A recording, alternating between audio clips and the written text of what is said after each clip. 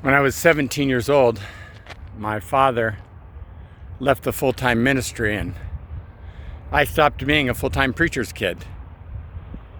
I have no recollection of ever talking to him or asking him about why he was leaving. I'm assuming he sat down with us as a family at some point, talked about it, and I assume we all knew. I just have no memory of it, and I was a teenager. And the only thing I could think about was, why is my dad doing this to us? Bought a place in Huntington Beach, we moved, and you would think that that sounds great, but back in those days, to leave Long Beach to go to Orange County, that was like crossing this line. We used to call it, the crossing over across the orange line, the orange barrier, the orange border, whatever they called it, across the orange wall, and nobody wanted to go across into Orange County. And so here I was, one of the first of my friends moving to Orange County. I completed my high school year, my senior high school year at Wilson, Long Beach.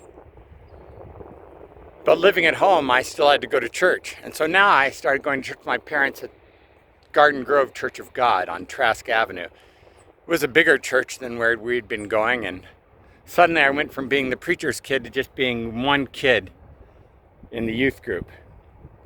And suddenly I went from where everybody knew me to where I didn't care if anybody knew me. And all I wanted was to not have to go. Out of all the people I went to church with there, I remember Jackie Bryant and Mr. Bryant. I don't remember Mr. Bryant's first name. I think I always called him Mr. Bryant. They were nice to me. They always went out of their way to talk to me. Jackie hugged me and would say kind things to me. Tell me how glad she was that I was at church.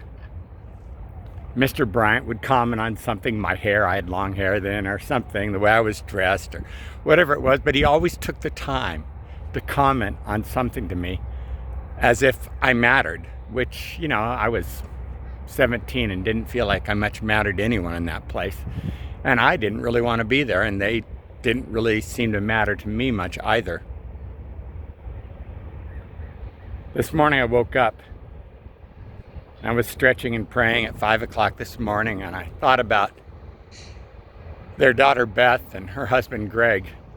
Beth went back to college in Indiana and met Greg, and if you ever wanted to meet a Ken and Barbie couple, I'm sure they were called Ken and Barbie many times in their 20s because they were just the Ken and Barbie couple in every single way. I mean, attractive, fit, all that kind of stuff. And the water truck's going by, excuse me. Every time he goes by, I expect him to spray me just to get me. I'm glad he didn't today since it's cold. Anyway, Greg and Beth moved back to California after graduating college, and we became friends. We've been to church together, and we've known each other still. They've known our kids, we've known their kids. Not great, not close. In fact, we've worked together some on the streets across the years. But this morning they were in my prayers. Greg grew up in the same small town that my father was from in southern Indiana and that our family heritage is in. I used to love to watch Greg sit and talk with Jim and Joanne or talk with my dad, and they would all share stories about Indiana together. They loved Greg so much. And so I prayed about Greg, prayed about Beth. I lifted them up, and then I prayed for a friend from high school. I used to work with her mom. Nancy's mom was always so nice to me.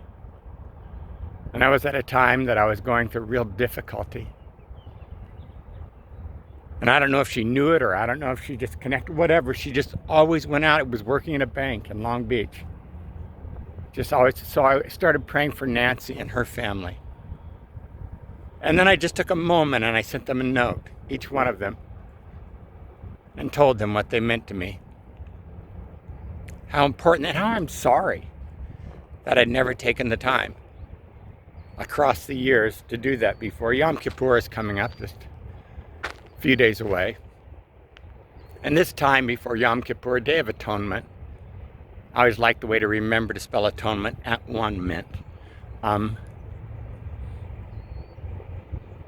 It's meant to be spent in repentance and forgiveness and reconciliation. And I've thought about how many of you have been an important part of my life. And I've never taken the time to tell you, and I'm sorry. Then it occurred to me, each one of you have a Greg, a Beth, a Nancy, a Carol, a someone in your life who is important to you, who played just a significant spot in your life that was at a time that they may have never known the importance that it played in your life. I think in these days to come, it would be very cool if all of us just took a moment to pray for them, to lift them up, to let God know how thankful we are for these people in our lives and the part they played as a building block. And then to take the time to send a note and let them know that though they may not realize that we're thinking about them, they're not far from our thoughts, that we're praying for them, and we're thankful for the part they played in our lives today. I think as you get older, you start to recognize the wealth that these relationships were. That when we're young, we just treat them as if they're always going to be there. And as we get older, we realize these people were just absolutely the gold we needed at a time when we were bankrupt. These people came and they built us up. And they helped us be who we could be so we could make it through those difficult days. You have people like that in your life today.